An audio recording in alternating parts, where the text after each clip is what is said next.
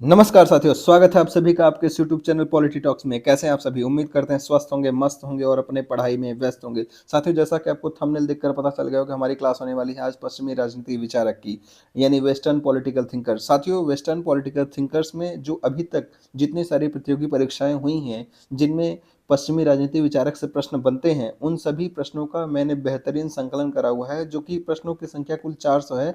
हालांकि हम लोग यहाँ पर आज 50 क्वेश्चन ले रखे हैं।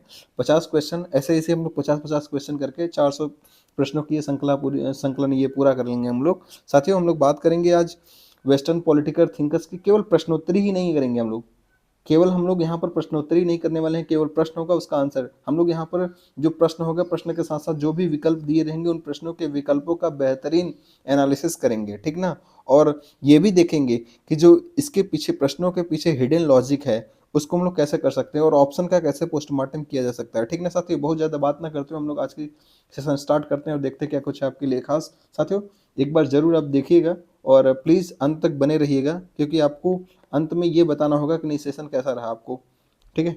आपको कैसा लगा सेशन? चलिए स्टार्ट करते हैं आज का सेशन। पहला क्वेश्चन क्या कर रहा है, निम्नांकित में से किस विचारक ने यह तर्क दिया कि जॉन लॉक बुर्जुआ वर्ग के अधिनायकवाद के समर्थक हैं? देखो क्वेश्चन को समझिएगा, आप क्या कहना चाह रहा है। निम्नांकित में से किस विचारक ने यह तर्क दिया कि जॉन लॉक बुर्जुआ वर्ग के अधिनायकवाद के समर्थक है? यहाँ पे बुर्जुआ वर्ग का मतलब क्या है? बुर्जुआ वर्ग का मतलब क्या है?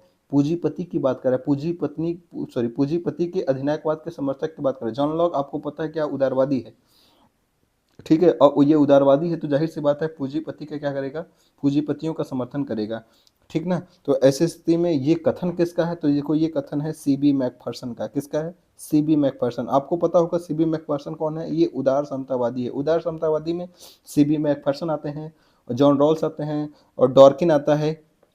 ये सब कभी कौन है? ये सब उदार समतावादी हैं। तो साथियों, सीबी मैकफर्सन की बात हो रही है तो यहाँ पर मुझे उनकी एक पुस्तक याद आ रही है, तो मैं यहाँ पर पुस्तक की जरूर चर्चा करना चाहूँगा। वो पुस्तक है इनकी, यहाँ पर लिख दे रहे हैं हम, आप जरूर लिख लीजिएगा। The political theory, the political theory, the political theory of possessive individualism, possessive individualism, individualism,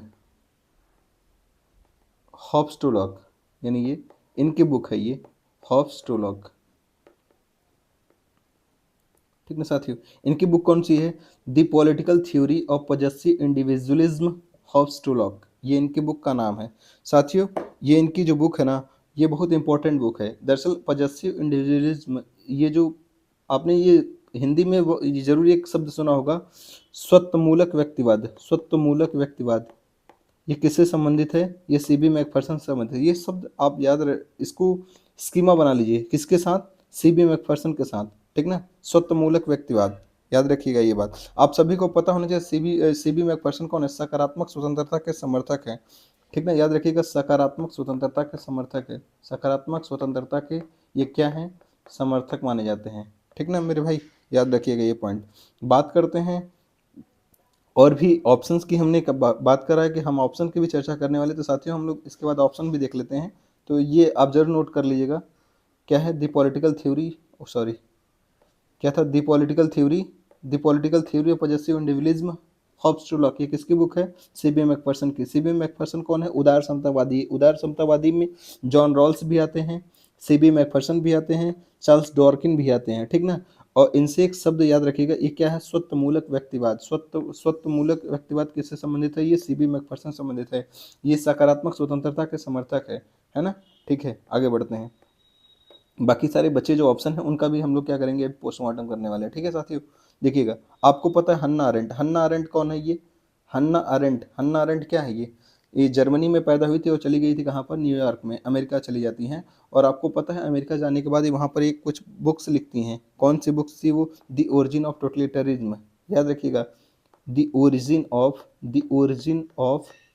totalitarianism, totalitarianism. Please साथियों, आप सभी जरूर से पेन पेंसिल जरूर लेकर, सॉरी पेन एंड पेज और जरूर लेकर बैठिएगा और इन सब चीज़ों को नोट्स जरूर करना है आप सभी को, क्योंकि ये सभी क्या है? इंपॉर्टेंट है। देखो क्वेश्चन आंसर तो सबने कराया हुआ है ना, तो हम लोग कुछ नया करने वाले हैं, ठीक ना। ये आप एक बार नहीं, दो बार, तीन बार वीडियो देख लेंगे ना, आपके लिए ये बहुत वरदान साबित होने वाला है। बहुत वरदान मतलब वरदान साबित होने वाला है। ऑन ह्यूमन कंडीशन, आप सभी को पता है ऑन ह्यूमन कंडीशन ये किसकी बुक है? ये देखो पूछी गई है बुक्स। ऑन ह्यूमन कंडीशन ये भी किसकी बुक है? हन्ना अरेंट की बुक है। हन्ना अरेंट की 4 बुक्स हैं, ये 4 बुक्स आपके लिए बहुत इंपॉर्टेंट है। Between past and future, between between past and future, between past and future, ठीक है मेरे भाई, ये किसकी बुक है? ये हन्ना अरेंट की बुक है, ठीक ना। On revolution, on revolution, on revolution किसकी बुक है? ये भी किसकी? हन्ना अरेंट की। साथियों हमने क्या बताया? हमने कहा हन्ना अरेंट की ये 4 बुक्स आपको याद रखनी है। कौन सी? द ओरिजिन ऑफ टोटलिटेरियनिज्म 1951 में, ऑन ह्यूमन कंडीशन 1958 में, बिटवीन पास्ट एंड फ्यूचर 1961 में, ऑन रिवॉल्यूशन 1963 में। साथियों एक बात और कंफ्यूज मत होइएगा, on human condition, on human conduct 2 book हैं। एक तो ऑन ह्यूमन कंडीशन है और एक ऑन ह्यूमन कंडक्ट है। ऑन ह्यूमन कंडक्ट किसकी है? माइकल ऑक्सफोर्ड की है। वो कौन सी बुक है? On human conduct, on human conduct यानी आचरण वाली, ये किसकी है? माइकल ऑक्सफोर्ड की है। किसकी है? माइकल ऑक्सफोर्ड की है ना साथियों, याद रखिएगा माइकल ऑक्सफोर्ड की ये बुक है, ठीक ना। अच्छा आप याद कैसे रखोगे? देखो क्या होता है, 51 में उत्पत्ति होती है। कैसे? हमने आपको बताया हुआ है पहले भी कई बार। ओरिजिन यानी उत्पत्ति 51 में उत्पत्ति होती है, और 58 में क्या होता है? मानव बनते हैं। 51 में उत्पत्ति होती है और 58 में मानव बनते हैं, और उनको 61 में पास्ट एंड फ्यूचर दिखाई देने लगता है। तो क्या होता है? 63 में क्रांति कर देते हैं। कौन? हन्ना अरेंट। हन्ना अरेंट क्या है? महिला है, ठीक ना, याद रखिएगा। आगे बात करते हैं। क्लियर हुआ मेरे भाई? इरेज कर दें इसको, ठीक है फिर। जरूर लिख लीजिएगा आप सभी लोग। आगे बात करते हैं। अब जेएस मिल, जेएस मिल के बारे में आपको सब कुछ पता ही है। जेएस मिल बहुल मतदान का समर्थक है या भारित मतदान का समर्थक है? देखो मैं लिख नहीं रहा हूँ, लेकिन फिर भी आप जरूर लिख लीजिएगा, मैं बोल दे रहा हूँ। जेएस मिल के बारे में आप सभी लोग जानते हैं क्या भारित मतदान के समर्थक है? भारित मतदान कह लो या बहुल मतदान कह लो, ठीक ना, बहुल मतदान कह लो। आपको पता है क्या ये खुले मतदान के समर्थक थे कि बंद मतदान थे? खुले मतदान के समर्थक थे, खुले मतदान के समर्थक थे, ठीक ना। आप सभी को पता होना चाहिए क्या ये सार्वभौमिक वयस्क मताधिकार के पक्षधर थे? नहीं, याद रखिएगा सार्वभौमिक वयस्क मताधिकार के पक्षधर नहीं थे। सार्वभौमिक वयस्क मताधिकार, सार्वभौमिक वयस्क मताधिकार के विरोधी थे ये कभी नहीं चाहते थे कि सभी व्यक्तियों को मत देने का अधिकार हो। इनका ये था कि शिक्षितों का और जो टैक्स पे करते हैं उनका भारित यानी उनका मतदान मूल्य ज़्यादा होना चाहिए, उनका मत मूल्य ज़्यादा होना चाहिए किसकी? अनपढ़ों की अपेक्षा में, ठीक ना। याद रखिएगा ये सार्वभौमिक वयस्क मताधिकार के विरोधी थे, ये सार्वभौमिक वयस्क मताधिकार के विरोधी थे, ठीक ना मेरे भाई। आप लोग लिख जरूर लीजिएगा। अच्छा जेस मिल को स्वतंत्रता का चैंपियन भी कहा जाता है। इन्होंने स्वतंत्रता को लेकर काफ़ी सारे विचार दिए हैं, ठीक ना, याद रखिएगा। स्वतंत्रता का चैंपियन भी कहा जाता है, ठीक है। इन्होंने स्वतंत्रता को साध्य माना है न कि साधन। ये स्वतंत्रता को साध्य मानते हैं ना कि साधन मानते हैं, ठीक ना। इन्हें स्वतंत्रता का चैंपियन, आपको ये कथन भी याद होगा जो है, व्यक्ति शरीर व मस्तिष्क का स्वामी, शरीर व मस्तिष्क का स्वामी होता है। इन्होंने ऐसा कहकर व्यक्तिवाद की संकल्पना प्रस्तुत की, ये व्यक्तिवादी बन गए। कौन? जेएस मिल। शरीर व व्यक्ति सॉरी मनुष्य जो होता है अपने शरीर और अपने मस्तिष्क का क्या होता है? स्वामी होता है, ठीक ना मेरे भाई, याद रखिएगा ये पॉइंट। अच्छा लगे हाथ हम लोग यहाँ बात ही कर रहे इतनी सारी, तो हमको लग रहा है कि यहाँ पे हम इनकी बुक की भी चर्चा कर ही देनी चाहिए, क्योंकि इनकी बुक बहुत इंपॉर्टेंट है। इनकी बुक को हम लोग देख लेते हैं ना, यहीं पे लगे हाथ। देखो क्या है इनकी book, principle of political economy. आप सभी को पता है principle of political economy, principle of political economy, principle of political economy मेरे भाई किसकी बुक है ये? अरे बोलो, यही से पढ़ाई हो रही है। प्रिंसिपल ऑफ पॉलिटिकल इकोनॉमी किसकी है? 1848 में बुक आई, किसकी? जेएस मिल, जॉन स्टुअर्ट मिल की। साथियों ऑन लिबर्टी किसकी बुक है? ऑन लिबर्टी, आपको पता है ऑन लिबर्टी किसकी बुक है? इन्हीं की बुक है। 1859 में क्या हुई थी? पब्लिश हुई थी। पार्लियामेंट्री, पार्लियामेंट्री रिफॉर्म्स, याद है? पार्लियामेंट्री, पार्लियामेंट्री रिफॉर्म्स किसकी बुक है मेरे भाई? ये इन्हीं की बुक है। इन्हीं की मतलब किसकी? जेएस मिल की। क्या बात है, पता है आपको। अच्छा कंसिडरेशन ऑन गवर्नमेंट, याद है? कंसिडरेशन, कंसिडरेशन, साथियों आप लोग लिख ले रहे हैं ना, जरूर से लिखिएगा। कंसिडरेशन ऑन रिप्रेजेंटेटिव गवर्नमेंट लिख लो, representative government, consideration on representative government कब आई थी ये? 1861 में आई थिंक, ठीक है। यूटिलेटरियनिज्म, यूटिलेटरियनिज्म, यूटिलिटेरियनिज्म किसकी बुक है ये भी जेएस मिल की है। कब आई थी? 1863 में, ठीक ना। The subjection of women, the subjection of women, the subjection of women. साथियों, हो सकता है कि आपको ये लगे कि आपको याद है। जो आपको याद है वो आप प्लीज़ नहीं लिखेंगे, जो आपको नहीं याद होगा उसको तो आप लिखेंगे ना, क्योंकि लिखने से चीज़ें याद होती हैं लंबे समय तक। इसलिए प्लीज़ आप सब लिखा करें, ठीक है मेरे भाई।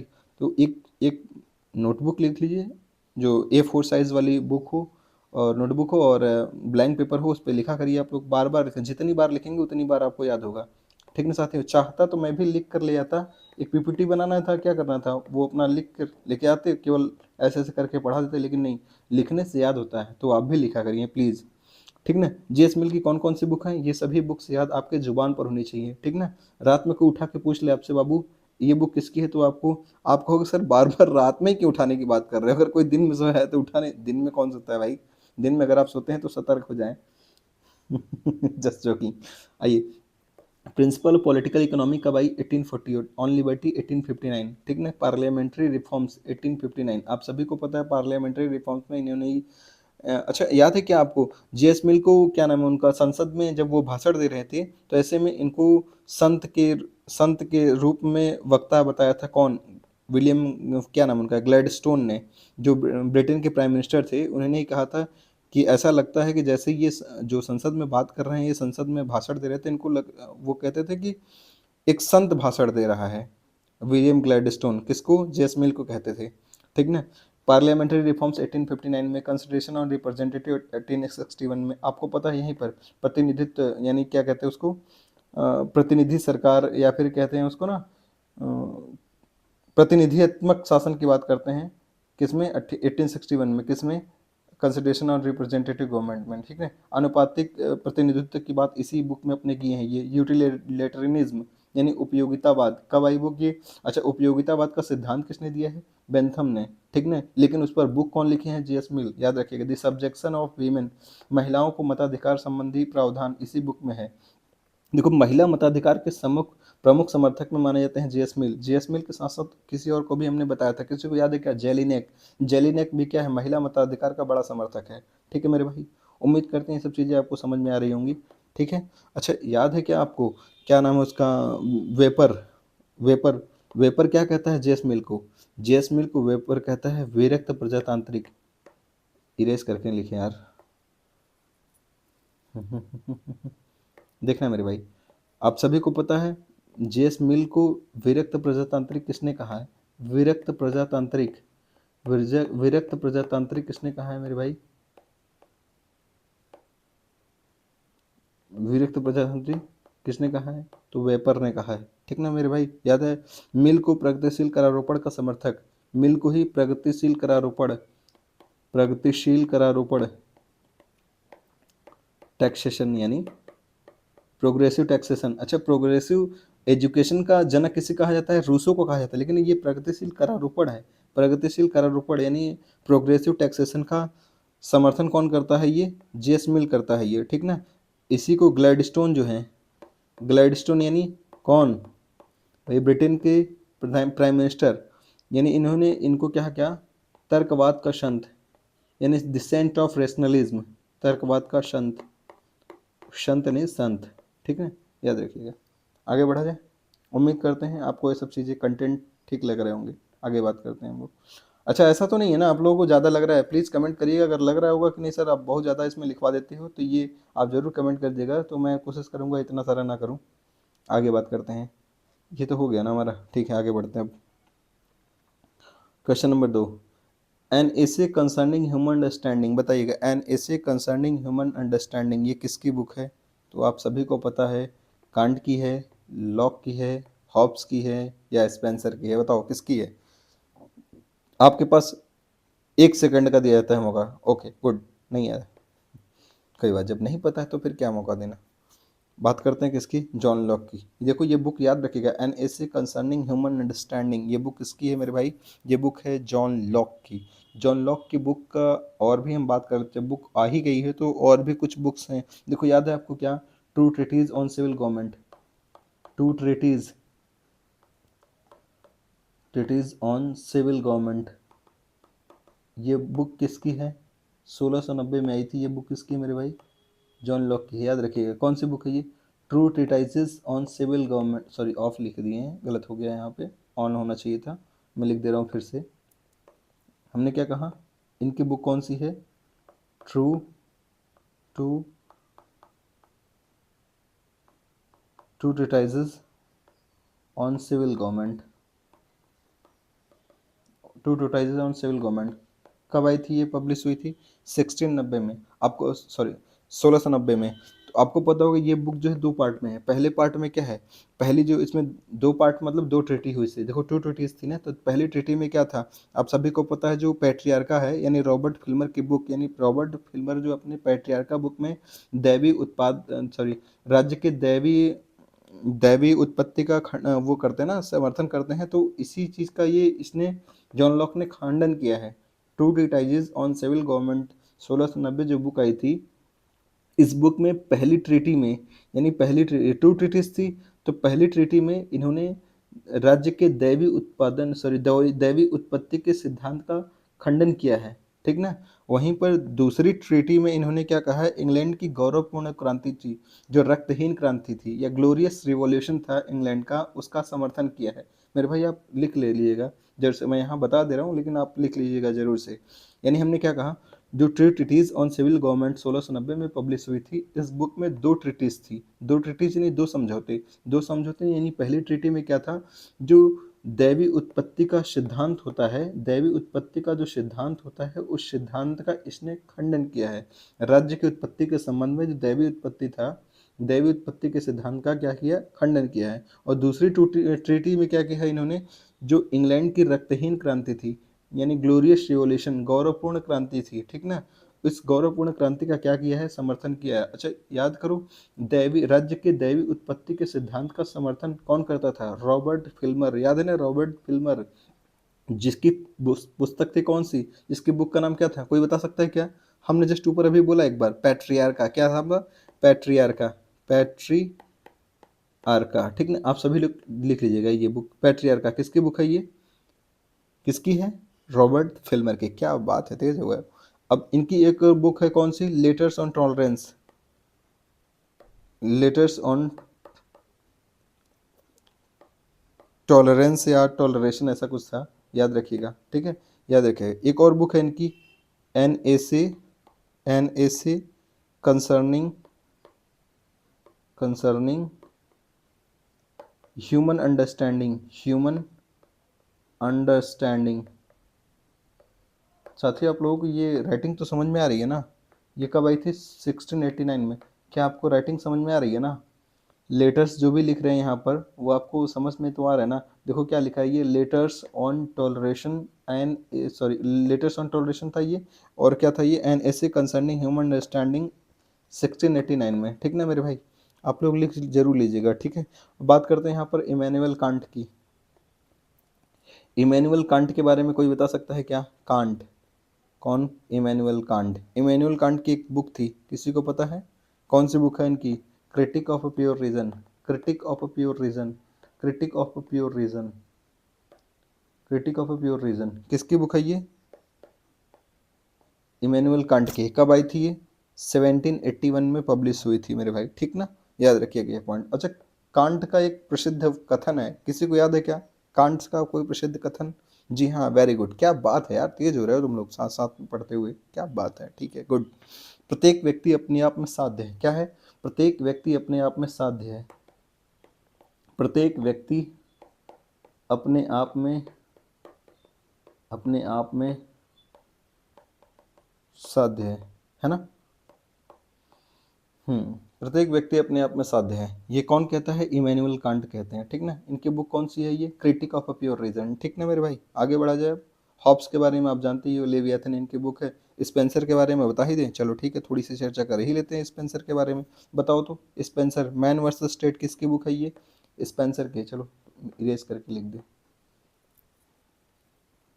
क्योंकि देखो पढ़ाने को तो हम एमसीक्यूज कैसे भी करा कर सकते हैं, जल्दी जल्दी आंसर बता के हट सकते हैं, लेकिन नहीं, हमको रिकॉल कराना सबसे बड़ी बात होती है ना साथियों। देखो आप सब पढ़ लियो, कई बार पढ़ लियो, लेकिन यहाँ पर आप अगर मेरे साथ बने हो तो इसका मतलब आप चाहते हो कि हमारा रिवीजन हो जाए, पूरा होल रिवीजन हो जाए, यानी शुरू से लेके अंत तक और ढंग से रिवीजन हो। तो आप इसलिए मेरे साथ जुड़े हो, तो आप प्लीज़ बने रहें और आपका ये मैं भरोसा ज़रूर पूरा करूँगा। आप एग्ज़ाम देकर आओगे तो खुद कहोगे सर सच में मज़ा आ गया। ठीक है मेरे भाई? तो बात करते हैं स्पेंसर की। स्पेंसर के बुक्स के बारे में कुछ बताओ तो? स्पेंसर की एक बुक थी, किसी को याद है क्या? Man versus state. Man versus state, ये किसकी बुक है ये? ये स्पेंसर की है। कब आई थी ये? 1884 में आई थी मेरे भाई। अच्छा, डेट मैं इसलिए बता दे रहा हूँ क्योंकि हो सकता है बहुत सारा बच्चा नेट का एग्ज़ाम देगा, तो नेट में जो होता है ना, यूजीसी नेट के एग्ज़ाम में वो डेट मैच करने को देता है। ठीक है साथियों, इसलिए याद रहना चाहिए। मैन वर्सेस स्टेट क्या होगा? 1884 में। मैन वर्सेस स्टेट किसकी बुक है ये? हर्बर्ट स्पेंसर की बुक है। साथियों आपको पता होगा हर्बर्ट स्पेंसर के बारे में। हर्बर्ट स्पेंसर क्या है? अहस्तक्षेपवादी सिद्धांत देता है। अहस्तक्षेप अहस्तक्षेपवादी सिद्धांत का समर्थन करता है। ठीक है साथियों, ये नकारात्मक उदारवादी है। कौन है ये? Herbert Spencer. देखो लॉक, स्पेंसर और बेंथम ये सब क्या हैं? नकारात्मक उदारवादी हैं। ये राजनीतिक क्षेत्र में नकारात्मक उदारवादी, वहीं पर देखा जाए आर्थिक क्षेत्र में नकारात्मक उदारवादी कौन है? रिकार्डो है, माल्थस है, एडम स्मिथ है। ठीक ना मेरे भाई, याद रखिएगा। हर्बर्ट स्पेंसर क्या है? ये अहस्तक्षेपवादी सिद्धांत का समर्थन करता है। ये नकारात्मक उदारवादी है। ये पुलिस राज्य का समर्थन करता है। ये रात्रि प्रहरी राज्य का समर्थन करता है। राज्य, इसका एक मानना ये भी है, राज्य इसलिए विद्यमान, देखो इसका एक फेमस कोटेशन है, इस कोटेशन को याद रखिएगा आप लोग। कोटेशन क्या है? राज्य इसलिए विद्यमान है, लिख दें साथियों, नहीं तो फिर आप लोग लिखोगे नहीं, हमको पता है, बदमाश हो गए हो आप लोग। क्या है? राज्य इसलिए विद्यमान है, राज्य इसलिए विद्यमान है, एक मिनट कॉल आ रहा है। राज्य इसलिए विद्यमान है कि समाज में अपराध विद्यमान है। समाज में अपराध विद्यमान है। समाज में अपराध विद्यमान है। अगर अपराध नहीं होगा, समाज में यदि अपराध नहीं होगा तो राज्य की आवश्यकता नहीं होगी। ये कथन किसका है? ये हर्बर्ट स्पेंसर का है, याद रखिएगा। राज्य इसलिए विद्यमान है क्योंकि समाज में अपराध विद्यमान है। यदि समाज में अपराध ही विद्यमान नहीं होगा तो ऐसे में राज्य की आवश्यकता ही नहीं होगी। ये कौन कहता है? ये हर्बर्ट स्पेंसर कहता है। ठीक ना, याद रखिएगा, हर्बर्ट स्पेंसर कहता है ये। ठीक है, आगे बात करते हैं हम लोग। ठीक है, नेक्स्ट क्वेश्चन क्या है? नेक्स्ट क्वेश्चन है ये तीसरा। जॉन लॉक ने जिस सिद्धांत की दार्शनिक आधारशिला रखी वह था क्या? लोकतंत्र, गणतंत्रवाद, संवैधानिक राजतंत्र या कल्याणकारी राज्य? ये बताइएगा इसका आंसर क्या होगा। लॉक ने, यानी जॉन लॉक ने जिस सिद्धांत की दार्शनिक आधार की शिला रखी वो कौन सा था? क्या था वो? संवैधानिक राजतंत्र था। क्या था? संवैधानिक राजतंत्र था। आप सभी को पता है जॉन लॉक क्या है? व्यक्तिवादी है। जॉन लॉक क्या है? याद रखिएगा, जॉन लॉक क्या है? व्यक्तिवादी है। जॉन लॉक व्यक्तिवादी है। जॉन लॉक ने संवैधानिक सरकार का क्या किया? समर्थन किया। संवैधानिक सरकार की बात कही। संवैधानिक सरकार या कह लो सीमित सरकार की बात करता है ये। ठीक ना, सीमित सरकार की बात करता है कौन? आप सभी लोग प्लीज़ लिख जरूर लीजिएगा। संवैधानिक सरकार की बात करता है ये, कानून की शासन की बात करता है। कानून का शासन, देखो हो सकता है शब्द अलग अलग करके दे दे लेकिन सबका अर्थ वही है। ठीक ना, कानून का शासन। न्यूनतम राज्य की बात करता है ये जॉन लॉक, न्यूनतम राज्य की बात करता है। ठीक ना, ये स्वतंत्रता, स्वतंत्रता की बात करता है। ठीक ना, ये स्वतंत्रता मतलब ये जॉन लॉक उदारवादी है। आप सभी को पता है उदारवाद का जनक कहा जाता है जॉन लॉक को। जितनी भी उदारवादी हैं व्यक्ति को स्वतंत्रता के रूप में देखते हैं, यानी व्यक्ति को स्वतंत्र मानते हैं। ठीक ना, इनके संबंध में स्वतंत्रता क्या है? साध्य है। ठीक ना, सॉरी, व्यक्ति क्या है? साध्य है। ठीक है, उसके लिए स्वतंत्रता सबसे महत्वपूर्ण चीज़ है। ठीक ना, आगे बात करते हैं। इन्होंने सहमति पर आधारित सरकार की बात करता है कौन? सहमति पर आधारित सरकार की बात करता है। सहमति पर आधारित सरकार की बात कौन करता है? John Locke.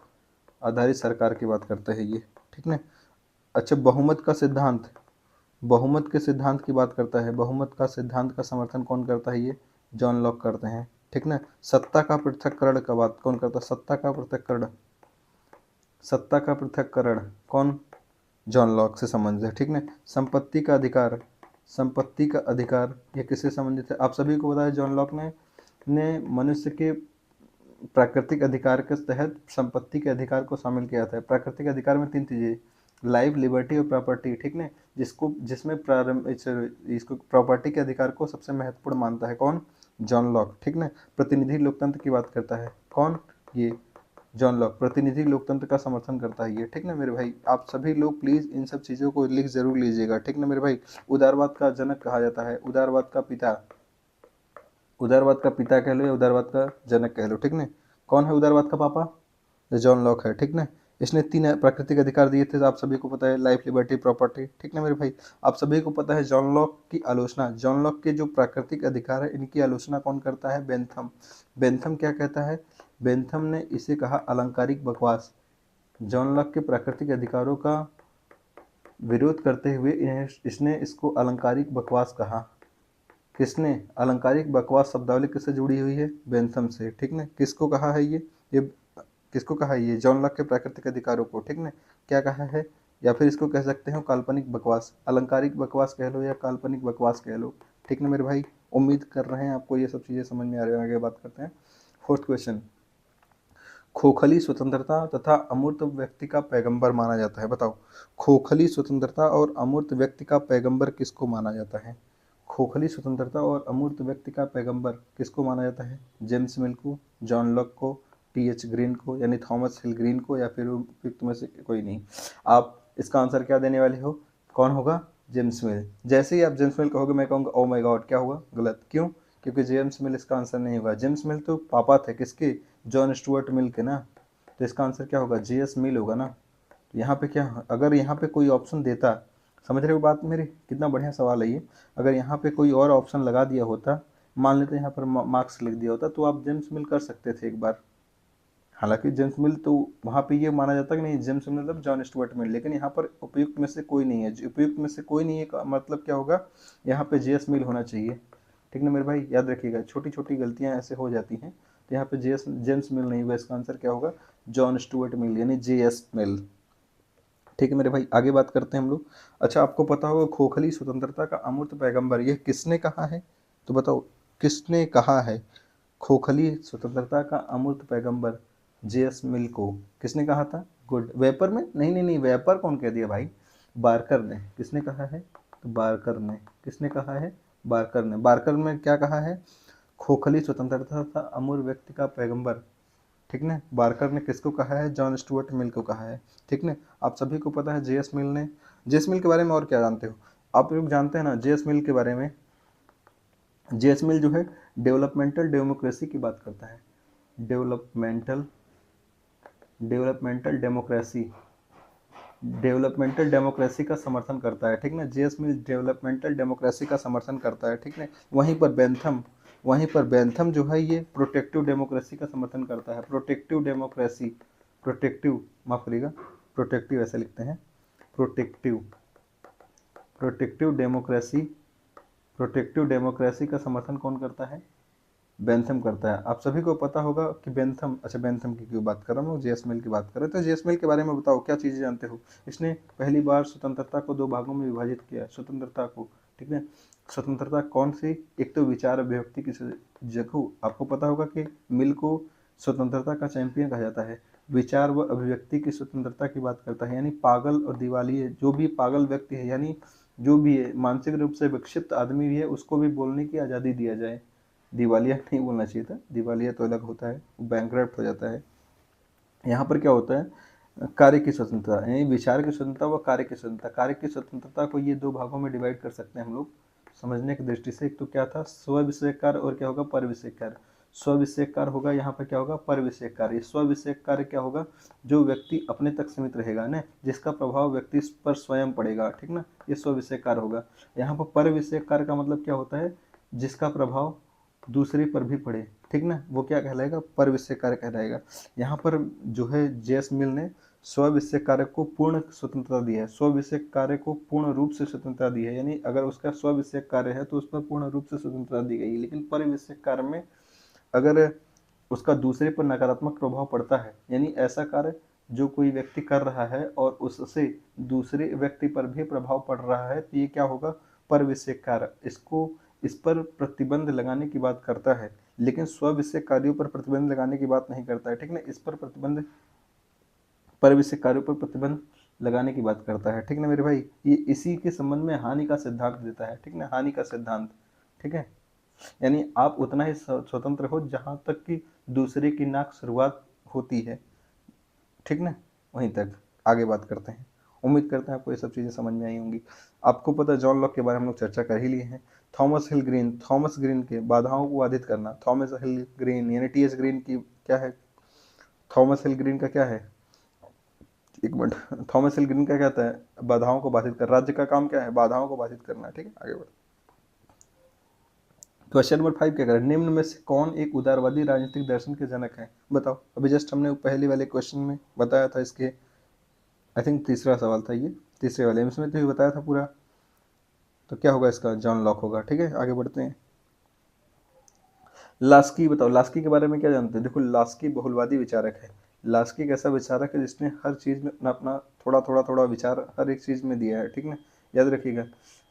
इसका एक कौन सा था वो, मुझे केक खाने का कोई शौक नहीं यदि मेरा पड़ोसी भूखा हो, मुझे केक खाने का कोई अधिकार नहीं यदि मेरा पड़ोसी भूखा हो, ये किसने कहा है, लास्की ने। ठीक ना, आगे बात करते हैं। टी एस ग्रीन के बारे में हम लोग जान ही गए हैं, मिल के बारे में जान ही गए, इसके बारे में जान ही गए। ठीक है, आगे बात करते हैं।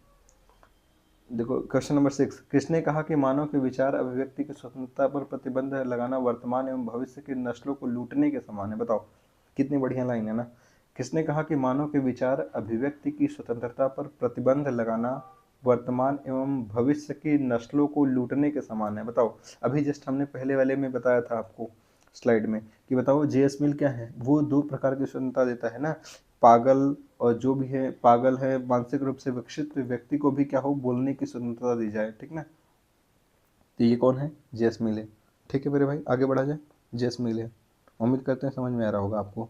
अच्छा आपको पता है बारकर ने जेस मिल के संबंध में एक बात और कही है, सार्वहीन आज़ादी का मसीहा कहा है। याद रखिएगा, बारकर कहा जाता है कि ये बताओ, जैसे ऐसे क्वेश्चन ऐसे बनते हैं कि सार्वहीन मतलब मिल को सार्वहीन आज़ादी का मसीहा किसने कहा, मिल को सार्वहीन आज़ादी या सार्वहीन स्वतंत्रता का मसीहा, आज़ादी का मसीहा कौन कहता है, ये इसको बारकर कहता है। ठीक ना, हमने क्या कहा, बारकर ने ही खोखली स्वतंत्रता का पैगंबर भी कहा है और मिल को सार्वहीन स्वतंत्रता का मसीहा भी कहा है। ठीक ना, अच्छा कोई ये बता सकता है क्या, विरक्त प्रजातांत्रिक किसने कहा था, मिल को विरक्त प्रजातांत्रिक किसने कहा था, गुड, कौन कहा था, कौन कहा था, वेपर, क्या बात है, वेपर। ठीक ना, आगे बात करते हैं हम लोग। रूसो के बारे में आपको पता ही है, बेंथम के बारे में पता है। बेंथम क्या कहता है, बेंथम कहता है कि व्यक्ति सुरक्षा चाहता है स्वतंत्रता नहीं, व्यक्ति सुरक्षा चाहता है स्वतंत्रता नहीं। ठीक ना, जॉन लॉक के बारे में हम लोग देख लिए हैं। रूसो, रूसो की पुस्तक आपको पता है कौन सी, इमाइल। इमाइल कब आई थी, 1762 में। इसके बाद इसने कौन सा लिखा, social contract, social contract, social contract कब आई थी ये, 1762 है। ये भी पहले इमाइल लिखा, उसके बाद क्या है, सोशल कॉन्ट्रैक्ट आया। ठीक है, इमाइल को शिक्षा पर लिखे गया दूसरी सर्वोत्कृष्ट ग्रंथ मानी जाती है, शिक्षा पर लिखी गई दूसरी सर्वोत्कृष्ट ग्रंथ मानी जाती है इमाइल। ठीक ना, याद रखिएगा ये पॉइंट। और आपको पता है इमाइल में ही ये धार्मिक शिक्षा का विरोध करता है और प्रोग्रेसिव एजुकेशन का समर्थन करता है, यानी प्रगतिशील शिक्षा का जनक कहा जाता है या प्रगतिशील शिक्षा का समर्थन करता है किसमें, इमाइल में ही। ठीक ना, और आपको पता है रूसो ने ही जो प्लेटो की बुक थी कौन सी, रिपब्लिक को शिक्षा पर लिखे गए सर्वोत्कृष्ट ग्रंथ किसने कहा है, तो रूसो ने ही कहा है। ठीक ना, याद रखिएगा ये पॉइंट। आगे बात करते हैं 7, कार्ल मार्क्स के साम्यवाद के सिद्धांत को निम्नलिखित में से किस प्रकार के न्याय से जोड़ा जा सकता है, बताओ।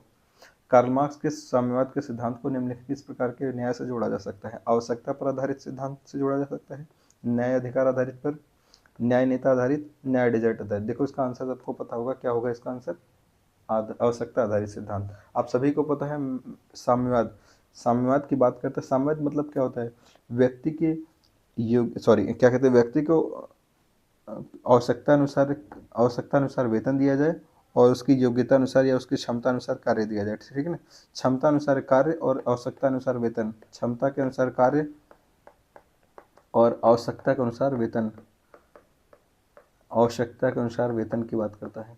ठीक ना, आवश्यकता अनुसार वेतन की बात करता है। ठीक है, आवश्यकता आधारित। आगे बात करते हैं। क्वेश्चन नंबर 8, निम्नलिखित में से कौन सी एक पुस्तक मैकियावेली द्वारा नहीं लिखी गई है, बताओ। मैकियावेली द्वारा लिखित गई पुस्तक कौन सी नहीं है, आप सभी को पता होना चाहिए, बहुत अच्छी क्वेश्चन आएंगे। अब बता सकते हैं आप कौन सा होगा इसका आंसर।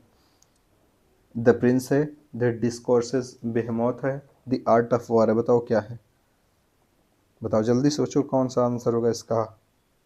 क्या लग रहा है कौन सा है? ऐसे ही पढ़ाई होगी। कन्फ्यूजन क्रिएट कर लिया ना। किसमें कन्फ्यूजन हो रहा है मुझे पता है आपको, एक तो फोर्थ में और टू में, यानी इसमें ही कन्फ्यूजन होगा। बाकी आपको ये पता होगा ये तो है ही, ये भी इसी का है, लेकिन कन्फ्यूजन आपको इसमें हो रहा होगा और इसमें हो रहा होगा, है ना। तो देखिएगा साथियों, याद रखिएगा, द डिस्कोर्सेस से अगर बुक की शुरुआत हो रही है तो मैक्सिमम तक देखा जाएगा तो वो मैकियावेली की है। बेहेमोथ तो ये हॉब्स की बुक है, ये हॉब्स की पुस्तक है ना, थॉमस हॉब्स की बुक है ये। तो बात करते हैं हम लोग मैकियावेली की। मैकियावेली की बात आ ही गई है तो थोड़ी सी चर्चा कर ही लेते हैं मैकियावेली के संदर्भ में। देखो, मैकियावेली की बुक का नाम आपको पता है क्या है? अच्छा, मैकियावेली का जन्म कब हुआ था, कोई बता सकता है क्या? मैकियावेली का जन्म, अरे बोलो, शर्मा क्या रहे हो, बोलो। 1469, और इसकी मृत्यु कब होती है? 1527 में, यानी 1469 में इसका जन्म होता है और 1527 में इसकी मृत्यु होती है। ठीक है मेरे भाई, याद रखिएगा इसकी मोस्ट इंपॉर्टेंट बुक कौन सी है? The Prince. कौन सी है? The Prince. प्रिंस 1513 में लिखी गई थी, लेकिन ये पब्लिश कब हुई थी? इसके मरने के बाद। अच्छा, एक बात और है, मैकियावेली के जीवन काल में केवल एक ही बुक प्रकाशित हुई थी, वो कौन सी बुक थी, कोई बता सकता है क्या? मैकियावेली के पूरे संपूर्ण जीवन काल में केवल एक ही बुक प्रकाशित हो पाई थी, वो कौन सी बुक थी? किसी को पता है क्या? अगर पता है तो अच्छी बात है, नहीं तो कोई बात नहीं, अभी मैं चर्चा करूंगा इस पर। ठीक है, याद रखिएगा हमने क्या कहा। द प्रिंस, प्रिंस कब लिखी गई? 1513 में, लेकिन पब्लिश कब होती है? 1532 में। याद रखिएगा इसमें कुल कितने अध्याय हैं? तो इसमें अध्यायों की संख्या कितनी है? इसमें कुल how many chapters in Prince, बताइएगा। इसमें 26 भाग हैं। कितने हैं अध्याय? 26 हैं। लेकिन इसको कितने पार्ट में है? तो ये 3 पार्ट में है ना। याद रखिएगा मैकियावेली के जो प्रिंस है ये कितने पार्ट में है? तो 3 पार्ट में। देखो, क्वेश्चन अब ये नहीं पूछने वाला है कि बताओ मैकियावेली प्रिंस किसकी बुक है। अब आप समझ सकते हो। देखो, 2019 के बाद, यानी कोरोना के बाद से, कोरोना का जो ये लहर आई थी, कोरोना की लहर के बाद जितने सारे एग्ज़ाम हो रहे हैं उनमें एग्ज़ामों की प्रकृति में बहुत बदलाव देखने को मिला है। ठीक ना, तो आप याद रखें, वो जो हमारा पुराना ठहर रहा था LT GSE और ये TGT PGT का जो एग्ज़ाम जिस तरीके से होता था, PYQs देखकर आपको लगता है कि अगर वैसी तैयारी है तो आप लोग समझ लिए खतरा ले रहे हैं, मोल अपने ऊपर रिस्क ले रहे हैं। इसलिए प्रश्नों की प्रकृति में बदले, प्रश्न बनेंगे मैकियावेली से, प्रिंस से ही बनेगा, तो प्रिंस से कहाँ से बनाएगा? अब ये हो सकता है इसमें पूछ ले कि बताओ अध्यायों की संख्या कुल कितनी है। अभी तक ये पूछा जा रहा था प्रश्न कि 1513 में, सॉरी, ये प्रिंस किसकी बुक है? तो मैकियावेली की। बार बार यही प्रश्न थोड़ी ना पूछा जाएगा मेरे भाई। अच्छा, अब उसको प्रश्न बनाना होगा एग्जामिनर को, तो थोड़ा सा बदलाव करते हुए इसके अगल बगल से पूछ लेगा प्रश्न, है ना। अगर पूछ लिया बताओ प्रिंस में कुल कितने भाग हैं, तो कितने पार्ट में है? 3 पार्ट में। कुल कितने चैप्टर हैं? तो 26 चैप्टर हैं।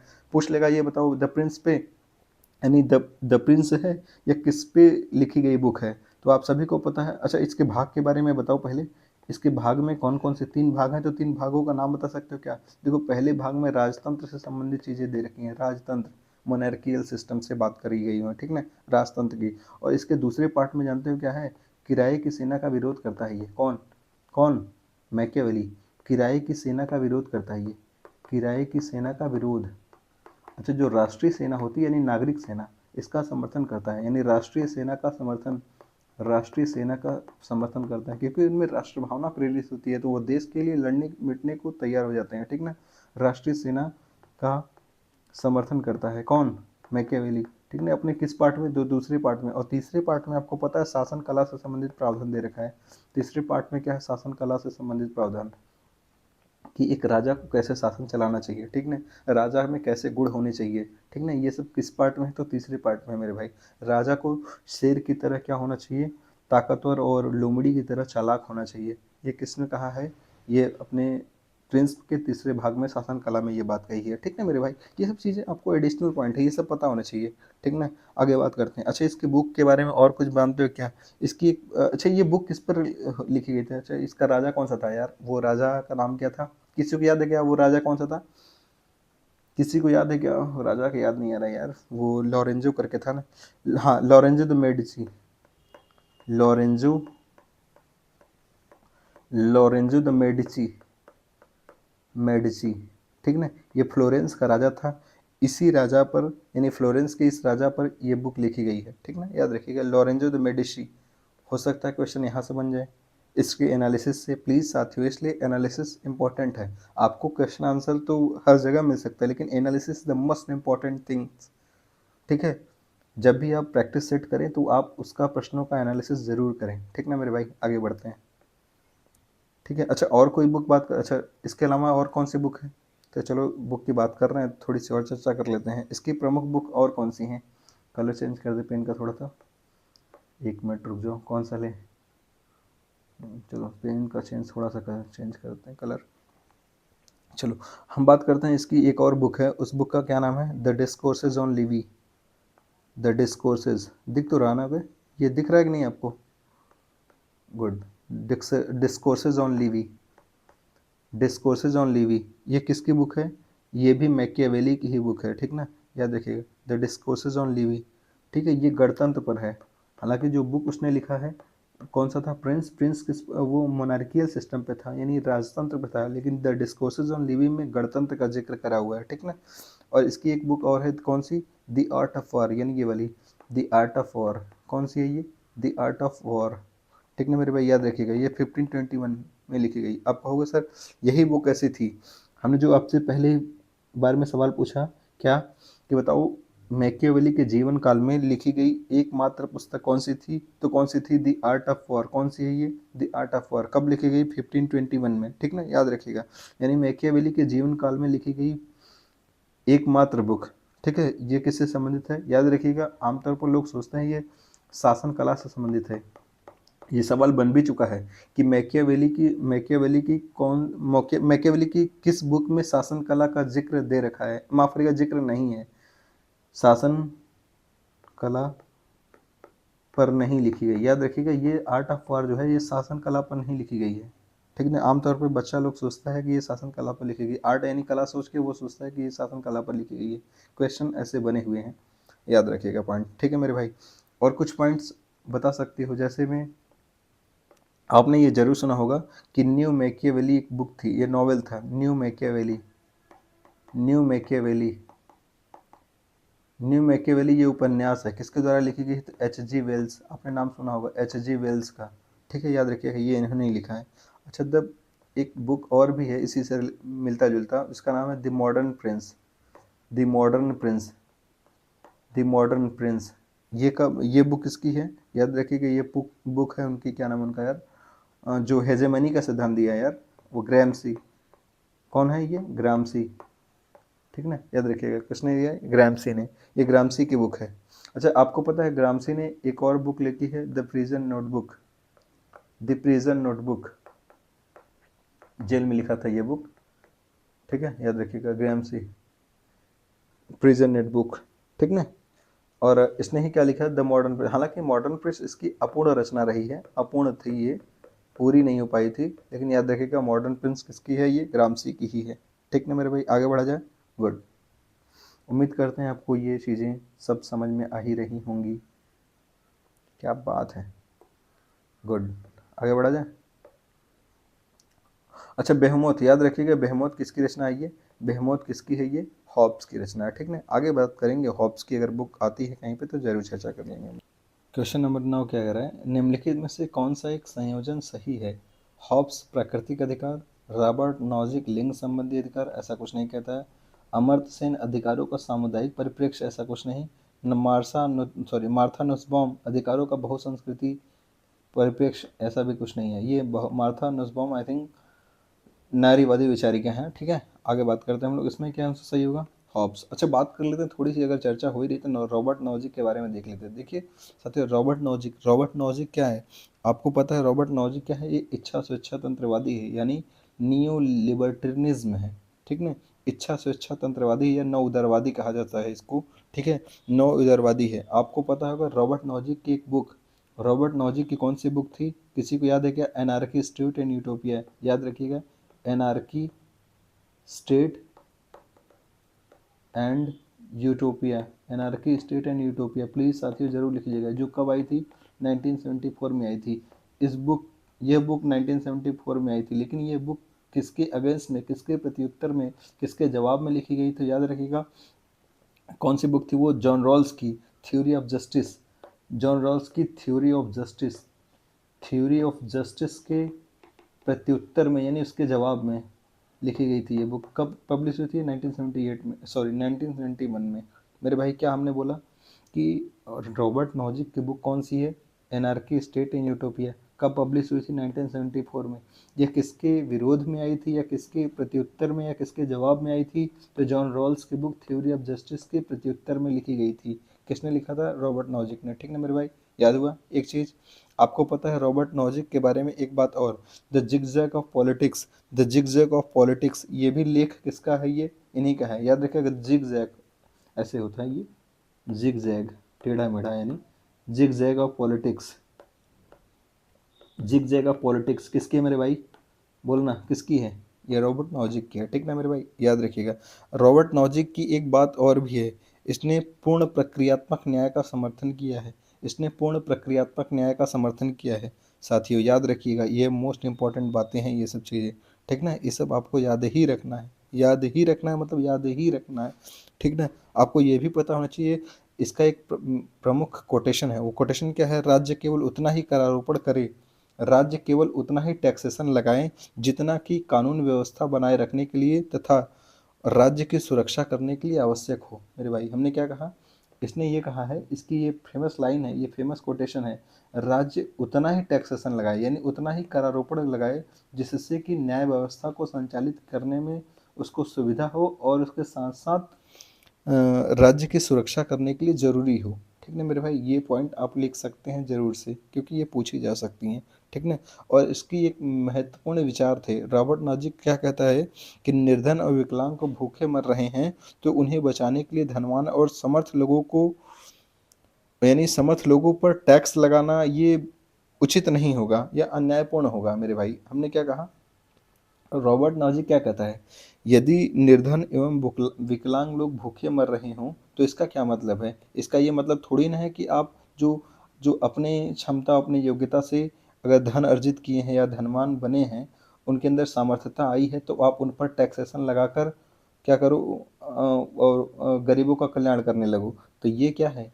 यानी ये कल्याणकारी व्यवस्था का क्या करते हैं? विरोध करते हैं। कौन? Robert Nozick. क्लियर है मेरे भाई, याद रखिएगा ये पॉइंट। ठीक है, आगे बात करते हैं। अच्छा, अमर्त्य सेन की बात कर लो। अमर्त्य सेन की एक बुक याद रखिएगा मेरे भाई, the idea of justice. Amartya Sen की एक बुक है, याद रखिएगा कौन सी? The idea of justice, the idea of justice. ठीक है, न्याय का विचार था। अच्छा, कहीं ऐसा तो नहीं आपको दिक्कत होता है मेरे इंग्लिश लिखने में मेरे भाई? आपको मेरी राइटिंग समझ में तो आती है ना? नहीं समझ में आती है तो मैं बोलता हूँ तो जैसे मैं idea, the idea of justice बोल रहा हूँ तो आपको आप ऐसे लिख सकते हैं आप द आइडिया ऑफ जस्टिस, आप देवनागरी में लिख सकते हैं। आइडिया ऑफ जस्टिस आप ऐसे लिख सकते हैं। हालांकि मुझे ये पसंद नहीं है कि इंग्लिश है तो इंग्लिश में लिखा जाए ना, मैक्सिमम चीज़ें अगर इंग्लिश में है तो इंग्लिश में लिखा जाए। क्या ही मतलब है इसका फिर? क्योंकि हमारा देखो, हम लोग इतने तो सक्षम बनना चाहिए ना हम लोगों को कि नहीं हम लोगों को इंग्लिश भी आती हो लिखने और पढ़ने दोनों। ठीक है, बोलने भले ना आती हो लेकिन थोड़ी बहुत पढ़ने और ये लिखनी तो ज़रूर आनी चाहिए ना, इसलिए ज़रूरी होता है ये। आगे बात करते हैं। क्वेश्चन नंबर 10, राज्य का कार्य सज्जीवन के मार्ग में आने वाली बाधाओं को बाधित करना है। ये बताओ किसका कथन है? बहुत ज़्यादा इंपॉर्टेंट कथन है। किसका मेरे भाई? T.H. ग्रीन यानी थॉमस हिल ग्रीन का कथन है, जो क्या कहता है कि राज्य के सॉरी व्यक्ति के विकास में यानी राज्य जो है व्यक्ति के विकास में आने वाली बाधाओं को क्या करेगा? बाधित करेगा यानी इसको रोक के रखेगा। ये कौन सा है? राज्य के कार्य सकारात्मक है। ठीक है, याद रखिए कि राज्य के कार्य सकारात्मक होंगे। इसका आंसर क्या होगा? राज्य के सकारात्मक कार्य होंगे। ठीक है, क्योंकि राज्य का सकारात्मक का तात्पर्य ही यही होता है कि राज्य हस्तक्षेप करेगा। ठीक ना, नकारात्मक का मतलब क्या होगा? कि राज्य का कोई हस्तक्षेप नहीं होगा व्यक्ति के जीवन में। ठीक है, इसमें क्या होगा सकारात्मक में? कि राज्य का काम क्या होगा? कि वह व्यक्ति के जीवन में आने वाली बाधाओं को बाधित करना, यानी वो हस्तक्षेप करेगा। आगे बात करते हैं। क्वेश्चन नंबर 10, 11वें, निम्नलिखित में से किसने लोगों की समान इच्छा को संप्रभुता में स्थापित किया? बताओ कौन है ऐसा आदमी है, कौन है ऐसा गुदड़ी का लाल जिसने सामान्य इच्छा में संप्रभुता को स्थापित किया? Just joking. बताओ मेरे भाई ये कौन है? रूसो है। ठीक है, आगे बात करते हैं। तो रूसो के बारे में क्या ही बात करें, रूसो के बारे में आपको सब कुछ पता है लेकिन थोड़ी सी चर्चा कहो तो कर दें। देखो आपको पता है इमाइल, इमाइल कब लिखी गई थी?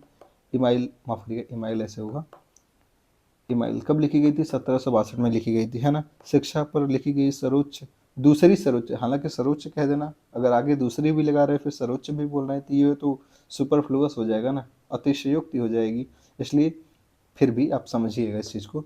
यानी द्वितीय व्यस्त रचना है कौन सी? इमाइल। शिक्षा पर लिखी गई दूसरी सर्वोच्च रचना है कौन सी? इमाइल। ठीक है। प्रगतिशील शिक्षा का विचार किसने दिया? इन्होंने दिया। धार्मिक शिक्षा का विरोध किसने किया? इसने ही किया। सोशल कॉन्ट्रैक्ट के बारे में क्या जानते हो? सोशल कॉन्ट्रैक्ट इसकी बुक है, कब पब्लिश हुई? 1762 में। ये देखो सभी को पता है ये सब चीज़ें, इसलिए मैं लिख नहीं रहा हूँ, लेकिन एक बात आपको ये पता होनी चाहिए जरूर से, सोशल कॉन्ट्रैक्ट की पहली लाइन, सोशल कॉन्ट्रैक्ट की पहली लाइन क्या कहता है वो? सोशल कॉन्ट्रैक्ट बुक की पहली लाइन की शुरुआत ही होती है, मनुष्य स्वतंत्र पैदा होता है और सर्वत्र जंजीरों में जकड़ा होता है। मनुष्य स्वतंत्र पैदा होता है और सर्वत्र जंजीरों में जकड़ा हुआ होता है, ये रूसो की जो सोशल कॉन्ट्रैक्ट की पहली लाइन है। हालांकि इस पुस्तक की जो अंतिम लाइन है, यानी सोशल कॉन्ट्रैक्ट की अंतिम लाइन यह कहती है कि मनुष्य को स्वतंत्र होने के लिए बाध्य किया जा सकता है। बताओ, मनुष्य को स्वतंत्र होने के लिए बाध्य करने की बात कर रहा है, यानी स्वतंत्र होने के लिए बाध्य करना, मतलब नहीं लग रहा तुमको विरोधाभास दिख रहे हैं? तो इसलिए ही रूसो को कहा जाता है क्या?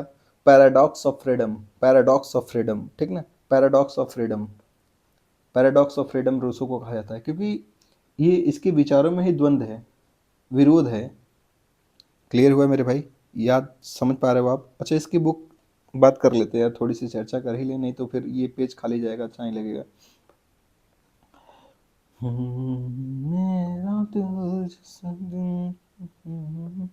देखो रूसो, रूसो की एक बुक कौन सी है वो मेरे भाई?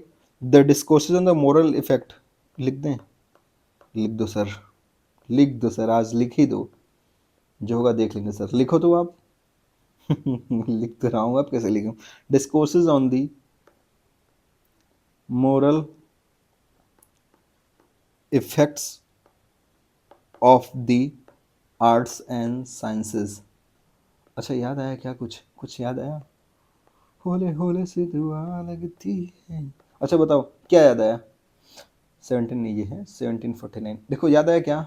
डिजॉन अकादमी, डिजॉन अकादमी में क्या ही हुआ था, याद आया? डिजॉन अकादमी में ही तो एक प्रतियोगिता रखी गई थी, निबंध प्रतियोगिता, जिसमें सब्जेक्ट क्या था उसका, उस विषय क्या था उसका, यानी इस निबंध प्रतियोगिता का विषय यही था, discussion the moral effects of the arts and sciences, यानी साहित्य कला एवं विज्ञान ने, यानी साहित्य और विज्ञान ने या फिर कला एवं विज्ञान ने मनुष्य को कैसे उसके नैतिकता का पतन किया, और इसी पर क्या लिखते हैं ये? अपनी निबंध लिखते हैं, और यहीं से शुरुआत हो जाती है रूसो के बेहतरीन जीवन की। इसके बाद रूसो का फेमस होना शुरुआत हो जाता है 1749 में। ठीक है, डिजॉन एकेडमी द्वारा ये निबंध कराया गया था, याद आया? गुड। अच्छा, जिसमें क्या था याद करो, हमने क्या बोला कि कला एवं, देखो पता होना चाहिए रूसो क्या है, कला तथा साहित्य का बहुत घोर विरोधी था, इसलिए तो कहता है ये प्रकृति की ओर लौटो, क्योंकि इसका मानना ये था कि कला और विज्ञान तथा साहित्य ने, इसने जो मानव में पाई जाने वाली नैतिकता है, इस नैतिकता को, नैतिकता की दृष्टि से भ्रष्ट कर दिया, नैतिक रूप से भ्रष्ट कर दिया इसने। पाई जाने वाली नैतिकता जो है इंसान के अंदर वो खत्म हो गई है, ठीक ना, मानवता जो है इंसान में खत्म होती गई। क्यों? ये कला और साइंस के विकास की वजह से। ठीक है, जो मनुष्य में भोलापन था, जो मनुष्य में वो एक दूसरे को मतलब हेल्प करने की प्रवृत्ति थी, ये खत्म हो रही है, एक दूसरे के अंदर जो मानवता था वो खत्म हो गया। ठीक है ना मेरे भाई, ये बात कहना चाह रहा है। इसकी एक बुक और है, कौन सी मेरे भाई? कौन सी बुक थी वो? An an introduction to political economy, अभी तो जस्ट ऊपर चर्चा किया है क्या हमने कहीं पर? An introduction, an introduction to political economy, to political economy, है ना, 1758। Have you got it? Have you got it? An introduction to political economy 1758। कैसा लगा मेरा? जस्ट मजाक था। कोई बात नहीं, आगे बात करते हैं हम लोग। इसकी नेक्स्ट बुक कौन सी है? Discourses on the origin, discourses, discourses, भाई स्पेलिंग देख लीजिएगा प्लीज़। अच्छा सही कर दें, कहें आप लोग कहेंगे हम कहाँ देखने जाएं, ये सब आपका काम है, तो चलो ठीक है भाई, हम ही देख लेते हैं। डिस्कोर्सेज, ठीक, मत देखो आप लोग, हम ही देख लेते हैं। Discourses on the origin and basis of inequality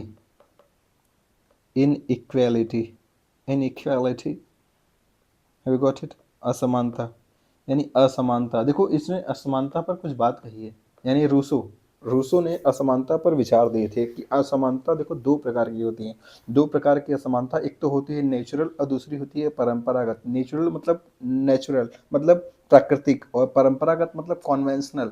देखो इसने जो नेचुरल असमानता थी यानी प्राकृतिक असमानता थी, इसका तो समर्थन किया है, प्राकृतिक असमानता का समर्थन किया है। बाकी जो जो कन्वेंशनल है यानी जो परंपरागत असमानताएं हैं, ऐसे क्या समझे परंपरागत असमानता। परंपरागत असमानता का मतलब यही है कि जो सामाजिक रूप से जो भेदभाव है इसका विरोध करता है ये, ठीक ना। लेकिन जो नेचुरल असमानताएं हैं, जैसे महिला पुरुष होना, महिला पुरुष ये क्या है नेचुरल है, गोरा रंग काला रंग ये क्या है नेचुरल है, यानी इसका तो समर्थन करता था। लेकिन जो सामाजिक रूप से भेदभाव होते हैं इनको परंपरागत असमानता कहता है, और इनका विरोध करता है कौन, रूसो, ठीक ना मेरे भाई। आगे बात करते हैं, क्लियर हुआ। यानी सबसे पहले इसने इस असमानता को व्यक्त किया था, दो भागों में बांटा था कि बताया इसने कि परंपरागत असमानता क्या होती है, प्राकृतिक असमानता क्या होती है, ठीक है मेरे भाई। आगे बढ़ते हैं, चर्चा ज्यादा हो गई। अपने से ही पता चल जाता है मुझे चर्चा ज्यादा हो गई ना। आप लोग भी कहोगे क्या बात है सर, बहुत समझदार हैं आप। हाँ वो तो हूँ ऑलरेडी। Just joking bro.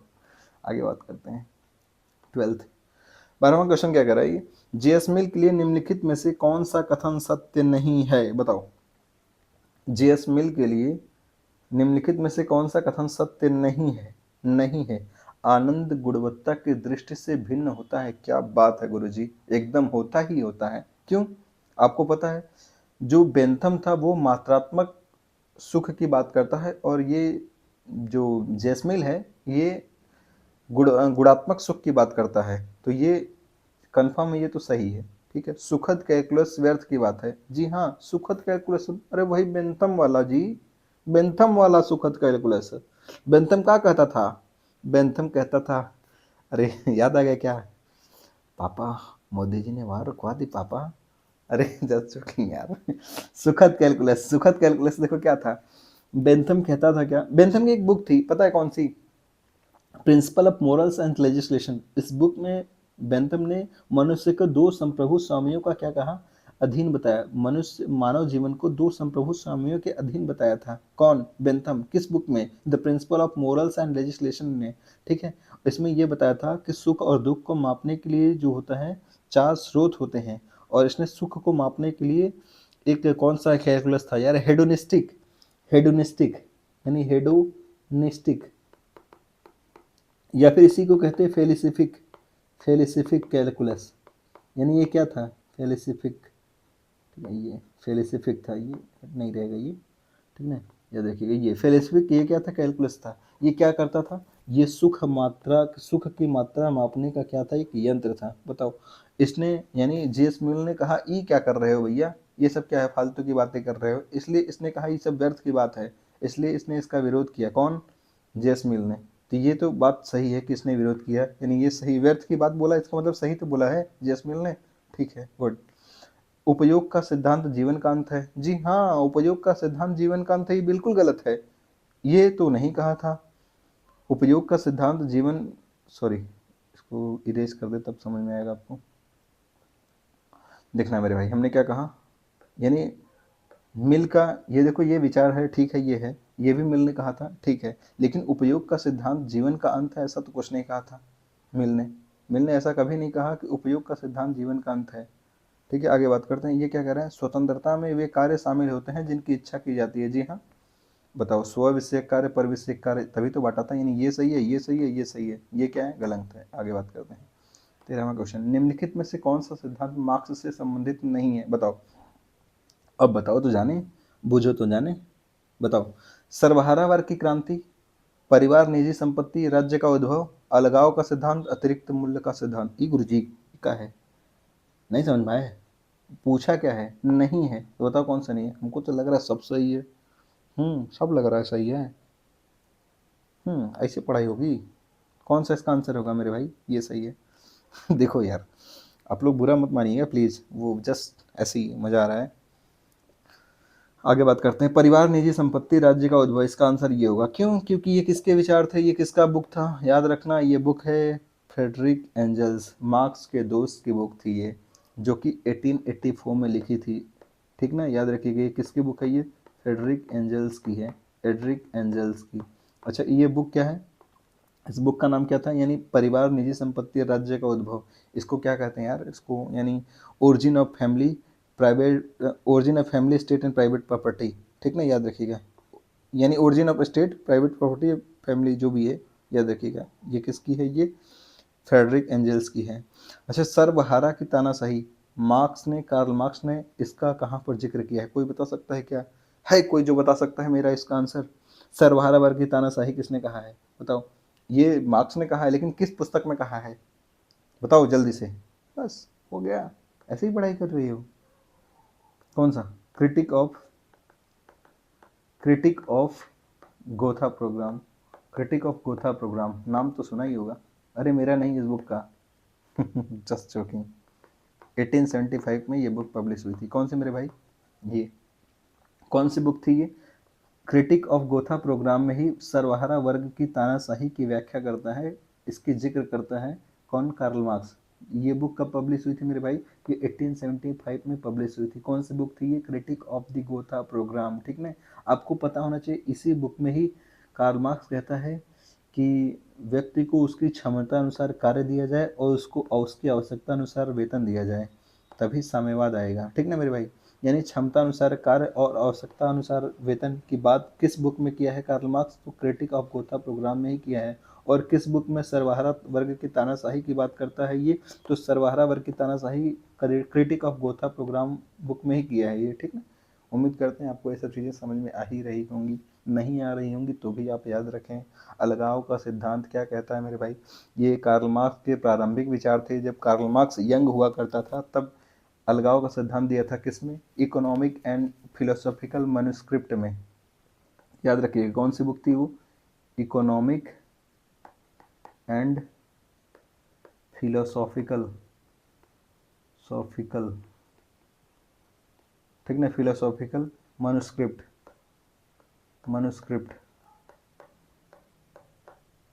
1844 में। ठीक ना मेरे भाई? उम्मीद कर रहे हैं आपको समझ में आ गया होगा। अलगाव का सिद्धांत का जिक्र कहाँ पर किया है? जब मार्क्स अपने प्रारंभिक अवस्था में किस बुक में? इकोनॉमिक एंड फिलोसॉफिकल मैन्युस्क्रिप्ट 1844 में। ठीक है, अलगाव का सिद्धांत यानी परायेपन की संकल्पना। ठीक है मेरे भाई, आगे बात करते हैं। अतिरिक्त मूल्य का सिद्धांत कार्ल मार्क्स किससे प्रेरित होकर करता है? ये बताओ किससे प्रेरित होकर लिया है? रिकार्डो से, रिकार्डो से, डेविड रिकार्डो नाम था। ठीक है मेरे भाई, आगे बात करते हैं। क्वेश्चन नंबर 14 क्या कह रहा है? निम्नलिखित में से कौन सा मार्क्सवादी दर्शन के क्रांति से प्रभावित नहीं थे? बताओ। मार्क्सवादी दर्शन से प्रभावित नहीं थे मतलब भाई इसमें ये नहीं थे, ये नहीं थे, ये नहीं थे। क्या बात है! जयप्रकाश नारायण, जयप्रकाश नारायण संपूर्ण क्रांति के जनक। संपूर्ण क्रांति किसकी देन थी? जयप्रकाश नारायण। लोक नायक किसको कहा जाता है? जयप्रकाश नारायण को। ठीक है मेरे भाई, आगे बात करते हैं। हॉब्स के प्राकृतिक समझौते में संप्रभु था। हॉब्स के प्रकृति में हॉब्स के समझौते में संप्रभु क्या था? समझौते का अंग था? नहीं। समझौते के ऊपर था? समझौते के नीचे था? यानी व्यक्तियों के नीचे या प्रजा? ठीक है, इसका क्या होगा? देखो, हॉब्स के समझौते में जो लेवियाथन था वो not the party of contract था, यानी वो समझौते का अंग ही नहीं था, यानी वो समझौते के ऊपर था। ठीक है, समझौते के ऊपर का मतलब समझौता, समझौते के ऊपर था, यानी समझौता का भाग ही नहीं था लेवियाथन। आगे बात करते हैं। इजी क्वेश्चन था इसलिए उस पर ज़्यादा चर्चा नहीं कर रहा हूँ। किसी राजनीतिक चिंतन ने अपनी आत्मकथा में लिखा कि उसकी माँ ने जुड़वा बच्चे को जन्म दिया, स्वयं उसे था डर को। बताओ, कोई पूछने वाली बात है? बताओ, ये सब बच्चों वाला क्वेश्चन आपसे पूछ रहा है। कौन था? कौन था बताओ? कहाँ गया भाई ये हॉब्स? ठीक है, आगे बात करते हैं। इसमें कुछ बताना तो नहीं है? कहो तो अब इसकी बात कर लेते हैं थोड़ी सी, लेवियाथन की बुक के बारे में थोड़ी बहुत चर्चा कर लें। कहो तो चर्चा कर ही लें थोड़ी सी। चलो अच्छा, चर्चा कर लेते हैं लेवियाथन के बारे में। नहीं तो आप कहोगे सर कुछ बताया नहीं हॉब्स के बारे में। बुरा नहीं मान रहे हो ना? बता देते हैं, चलो ठीक है, बुरा मान भी जाओगे तो क्या दिक्कत है। अरे नहीं नहीं, बुरा मत मानिएगा please, I was just joking, please बुरा नहीं मानिएगा कोई लोग। देखो हॉब्स की बुक कौन सी है, elements of law, elements of law. देखो भाई आप लोग तो यार स्पीड बढ़ा कर देख लेते हो, अब हमको रिकॉर्ड करने में टाइम लगता है ना, थोड़ा बहुत मुझे भी तो चाहिए। समझ पा रहे नहीं आप लोग, एक रूम बंद करके इसमें कैमरे में रिकॉर्ड करना और कोई ना हो आपके पास, और डायरेक्ट बच्चे होते तो इंटरेक्शन करने में अच्छा लगता है, इंटरेक्शन होने में अच्छा लगता है, ताकि एक तरफ से हम बोल रहे हैं, बच्चे उधर तरफ से सुन रहे हैं, दिखाई दे रहे हैं तो अच्छा लगता है। ऐसे आप लोग दिखाई ही नहीं दे रहे हमको, है ना। अब यही आप लोग कमेंट बॉक्स में दिखाई देते तो अच्छा लगता है कि नहीं यार बच्चे हैं जो देखते हैं और रियलाइज़ करते हैं, तब अच्छा लगता है। नहीं तो मुझे तो पता ही नहीं चलता है कि बच्चा लाइक कर रहा है, कोई तो लाइक तो करता नहीं। ये आप लोग कमेंट करते हैं तो अच्छा लगता है कि नहीं यार समझ पा रहे हैं आप लोग, मेरी बात पहुंच पाती है। ठीक है मेरे भाई। Hobbes elements of law, De Cive, इनकी रचना याद रखिएगा, De Cive, De Corpore, De Corpore और डी हुमायूं। ये हॉब्स की ट्रायो मानी जाती है। ये हॉब्स की क्या है, ये ट्रायो है, ये हॉब्स की ट्रायो कही जाती है। ठीक है, ये हॉब्स की क्या है, ट्रायो है। ठीक है, ये हॉब्स की ट्रायो है। आपको पता है हॉब्स ने लेवियाथन लिखा है, लेवियाथन। उस ये क्या हो रहा है यार, लेवियाथन कब लिखा है, 1651 में लिखा है। अच्छा बताओ लेवियाथन में कुल कितने भाग हैं, ये हुआ ना, ये हुआ कुछ नया प्रश्न। किसने भाग, कितने भाग, 4 भाग थे, ठीक ना, याद रखिएगा। लेवियाथन में कुल कितने भाग हैं, 4 भाग हैं। अच्छा कोई बता सकता है क्या, लेवियाथन को सबसे बेहतरीन रचना यानी महानतम रचना किसने कहा था, लेवियाथन को किसने कहा था महानतम रचना, माइकल ऑक्सफोर्ड। क्या बात है यार, तुम लोग तेज हो गए साथ साथ रहते रहते, क्या बात है। लेवियाथन ने, लेवियाथन को, माफ करिएगा, ऑक्सफोर्ड ने, माइकल ऑक्सफोर्ड ने लेवियाथन को सबसे महानतम रचना बोला है, ठीक ना। लेवियाथन को सबसे महानतम रचना मानता है कौन, माइकल ऑक्सफोर्ड। अच्छा बताओ वहीं पर हॉब्स को सबसे, यानी देखो पूरी कथन ये थी कि अंग्रेजी भाषा भाषियों में सबसे महानतम रचना कौन सी मानी जाती है, तो लेवियाथन। ये किसने कहा है, तो माइकल ऑक्सफोर्ड ने। वहीं पर सैबाइन कहता है हॉब्स को कि अंग्रेजी भाषा भाषियों में सबसे महानतम कौन था, हॉब्स था। ठीक है, याद रखिएगा, सैबाइन ने हॉब्स को माना है, माइकल ऑक्सफोर्ड ने लेवियाथन को माना है मेरे भाई। ठीक है, लिख लीजिएगा आप लोग, ना पता हो तो। आपको पता होना चाहिए इसकी लेवियाथन बुक को कौन था, वो क्या नाम है इसका यार, इस हॉब्स का आलोचना करते हुए वो काउले क्या कहता है, काउले माल्सबरी का दैत्य कहता है इसको। काउले ने हॉब्स को माल्सबरी का दैत्य कहा है। ठीक है। अच्छा कोई बता सकता है क्या लेवियाथन को किसने जलाया था, क्लेरेंडन ने। क्या बात है यार, तुम लोग तेज हो गए साथ साथ, गुड, मजा आ गया। अब मजा आ रहा है आप लोगों के साथ पढ़ाने में और पढ़ने में। लेवियाथन को किसने जलाया था, क्लेरेंडन ने जलाया था। कहाँ पर जलाया था, तो बताओ कहाँ पर जलाया था, कहाँ पर, क्या बात है, ऑक्सफोर्ड में, ऑक्सफोर्ड में, ऑक्सफोर्ड यूनिवर्सिटी। ठीक है, गुड। आगे बात करें तब। अच्छा बताओ बेहमौत, बेहमौत भी तो इसी की रचना थी, बेहमौत, बेहमौत किसकी रचना है ये, हॉब्स की ही रचना है। ठीक है मेरे भाई, आगे बढ़ते हैं हम लोग।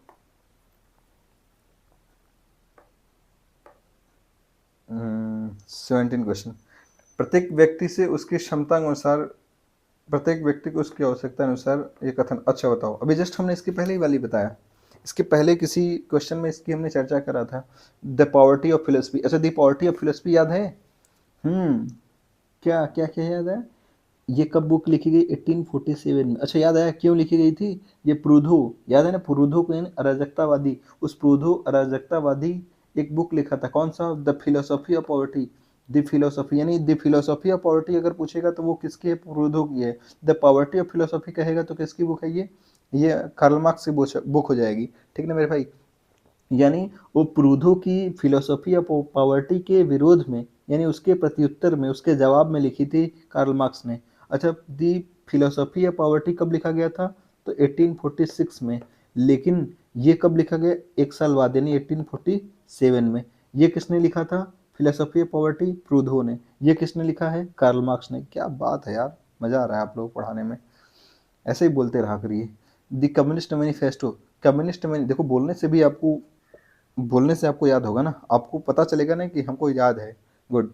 द कम्युनिस्ट मैनिफेस्टो, आपको पता होगा कम्युनिस्ट मैनिफेस्टो कब लिखी गई थी, 1848 में, है ना। कम्युनिस्ट फेस्टो में ही क्या कहता है, देखो लिख लीजिएगा आप लोग, देखिए मैं लिख तो रहा हूँ, आप भी साथ साथ लिखिएगा मेरे भाई।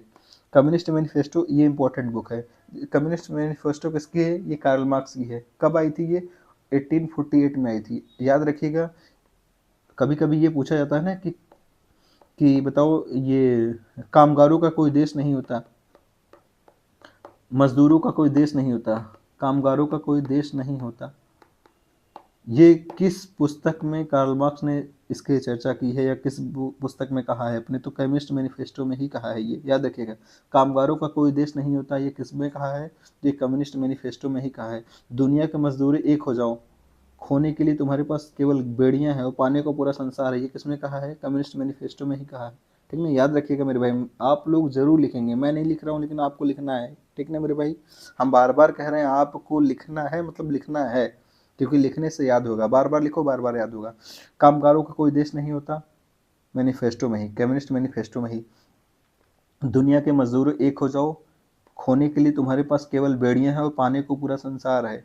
ठीक ना, थोड़ा सा जानते हो, पूरा नहीं लिखना है आपको, केवल इतना लिख लो, दुनिया के मजदूरों एक हो जाओ, दुनिया के मजदूरों, बस इतना लिख कर आगे क्या कर लो, डॉट डॉट डॉट डॉट कर लो, यानी ये तुम पूरा कर लोगे, क्योंकि बार बार आपको आपने ये सुना ही होगा, कामगारों का कोई दोष नहीं होता, यानी यहाँ पे लिख लो बस, कामगारों का देश नहीं होता, ऐसे लिख लो बस, ऐसे लिख लेने से देखो, बार बार ये चीज़ें लिखते रहोगे तो इससे याद हो जाएगा। अभी तक का इतिहास वर्ग संघर्ष का इतिहास है, ये बताओ, वर्ग संघर्ष का इतिहास है, ऐसे लिख लो बस, अभी तक का इतिहास वर्ग संघर्ष का इतिहास है, वर्ग संघर्ष का इतिहास लिख लो केवल। ये क्या होता है ना, इससे लिखने से आपको चीज़ें पता रहती है कि नहीं आपने लिखा है और आपको याद है, वो पेज याद आएगा, जब आप एग्जाम में बैठोगे ना तो आपका लिखा हुआ अपना देखो, आपको ये सब चीज़ें भूल जाओगे, लेकिन आप जो अपने हाथ से लिखे रहोगे ना, वो पेज, वो लाइन, वो किस लाइन के नीचे हमने ये लिखा था और किस पेज पर वहाँ पे हमने छोटा सा ये बनाया था, तो आपको ये भी याद रहेगा कि हमने वहाँ पर ये ऐसे ऐसे ऐसे गोला बनाकर ऐसे एरो लगाया हुआ था, तो आपको एग्जाम में वो आपको लाइन आपकी याद आएगी। इसलिए आपको ये लिखना ज़रूरी होता है मेरे भाई। इसलिए नोट्स बनाने का क्यों होता है कि आपको जब क्वेश्चन वही चीज़ वहाँ से बुक से उठते हैं, आपके मतलब नोट्स से आते हैं, तो आपको वो नोट्स की लाइन बाय लाइन याद आती है कि नहीं यार, इस लाइन के नीचे हमने ये लिखा था, ये वाली लाइन लिखी थी और इस लाइन के पे हमने ये एरो लगाकर ऐसा हमने मेंशन किया हुआ था, तो इसलिए लिखना ज़रूरी होता है। ठीक ना मेरे भाई, यानी हमने क्या देखा, कम्युनिस्ट मैनिफेस्टो में कामगारों का कोई देश नहीं होता, ये भी है।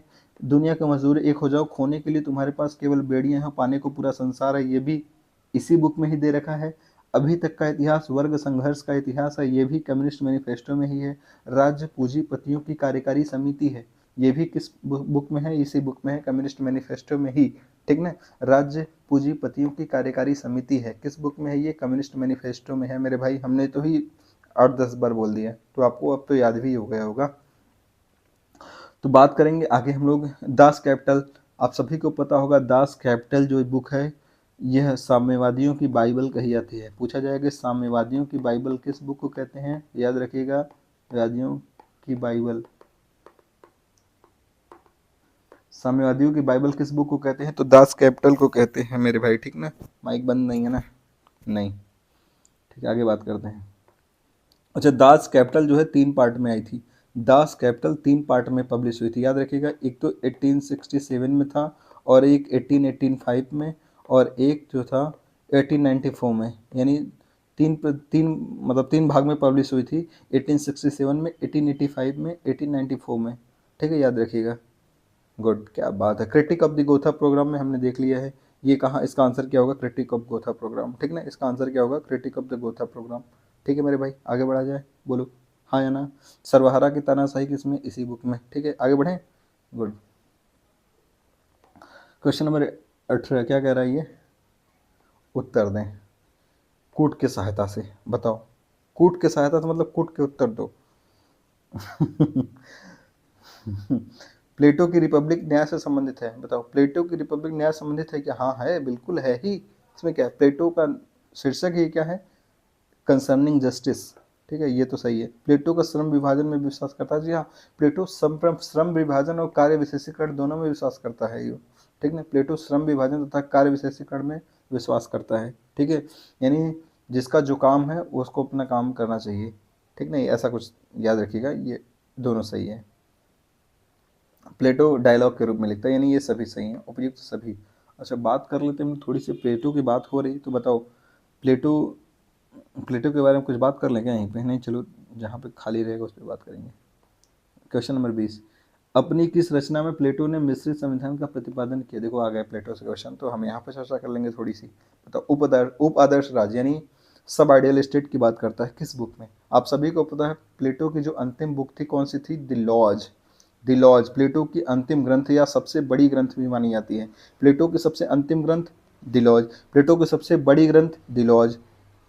ठीक है, जीवन के अंतिम वर्षों में लिखा जाने वाला बुक कौन सा था? The laws. ठीक है, इसमें क्या है? इसमें कानून का शासन का जिक्र है। ठीक है, इसमें क्या है? सब आइडियल स्टेट यानी उप आदर्श राज्य की व्याख्या किया है। ठीक है, इसमें नॉक्टर्नल काउंसिल याद है, रात्रि परिषद जो थी, रात्रि परिषद जो थी बैठती थी, नॉक्टर्नल काउंसिल की बात किया है। ठीक है, इसी में सब आइडियल स्टेट की बात किया है। ये तो पता है। अच्छा, पूछा जाए आपसे ये कि बताओ कि प्लेटो की, अच्छा ये थोड़ी सी ऑप्शन चर्चा कर लें। ये बताओ, रिपब्लिक, रिपब्लिक के बारे में जानते हैं? रिपब्लिक का उपशीर्षक क्या है? Concerning justice. कंसर्निंग जस्टिस यानी न्याय से संबंधित है। इसी बुक के बारे में रूसो कहता है क्या? शिक्षा पर लिखी गई सर्वोत्कृष्ट ग्रंथ। ठीक है, रूसो ने कहा रिपब्लिक को। ठीक है मेरे भाई, याद रखिएगा। अच्छा, रिपब्लिक से पूछा जाए रिपब्लिक कुल कितने भाग में है मेरे भाई? 10 भाग में है, याद रखिएगा। रिपब्लिक कितने कितने भाग में है? 10 भाग में है। रिपब्लिक किस भाग में है? 10 भाग में है, याद रखिएगा, मोस्ट इंपॉर्टेंट पॉइंट। रिपब्लिक को अंग्रेजी में किसने अनुवाद किया? बताइएगा, अब बताओ। अभी तक तो लग रहा था सर आसान है, ये सब तो चीज़ें आते हैं। अब बताओ, रिपब्लिक को अंग्रेजी में किसने अनुवाद किया? किसने किया? क्या क्या बोल रहे हो? नहीं समझना है, फिर से बोलो तो। किसने किया? कौन? Benjamin George. क्या बात है, बेंजामिन जॉर्ज, मतलब पता है। देखे तो नहीं हो ना आप लोग मेरा? भरोसा है आप पे। भरोसा। यही तो नहीं है। चच्चो की। आगे बात करते हैं। रिपब्लिक हो गया, ठीक है। अच्छा बताओ, रिपब्लिक के बारे में और क्या पूछ सकते हैं? अच्छा, रिपब्लिक में कौन कौन से पात्र थे? इसकी कुछ पात्र को नाम बता दो, बस जान जाएंगे, आपको पता है। इसके 5 पात्र के नाम बता दो, हम समझ जाएंगे, आपको पता होगा। चलो बताओ, कौन कौन से पात्र थे? सुकरात। स्मार्ट बन रहे हो, सुकरात तो होगा ही, तुमको पता है।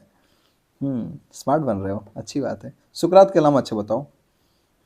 सुकरात के अलावा सिफालस, पॉलीमार्कस, थ्रेसिमेकस, ग्लाउकन, एडिमेंटस। अरे वाह यार, तुम लोग सच में बहुत तेज हो गए हो। क्या? सिफालस, पॉलीमार्कस, थ्रेसिमेकस, ग्लाउकन, एडिमेंटस। ठीक ना, याद रखिएगा ये पॉइंट।